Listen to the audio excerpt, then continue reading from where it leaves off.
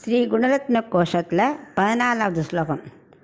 உத்பாஹுத்வாம் உபனிஷதசௌ ஆஹன ஏகநியந்த்ரீ ஸ்ரீமத் ராமாயணம் அபிபரம் பிராணிதீத்வச்சரித்ரே ஸ்மர்த்தாரஸ் அஸ்மஜ்ஜனனியதமே சேதிஹாசை புராணைः நின்யுவேதா ந அபி ச ததமே த்வன்மஹிம்னி பிரமாணம்.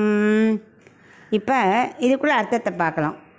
பட்டர் சொல்லின்னு இருக்கார் தாயார்கிட்ட, நான் பிறக்கிறதுக்கு காரணமாக இருந்தவளே ரங்கநாயகி, இந்த ஸ்ரீசுக்தம் போன்ற உபனிஷத்துகள் மட்டுமே தங்களை கை உயர்த்தி சொல்லலை, ஸ்ரீமத் ராமாயணமும் அந்த உன்னோட சரித்திரத்தை நன்னா கூறியிருக்கு.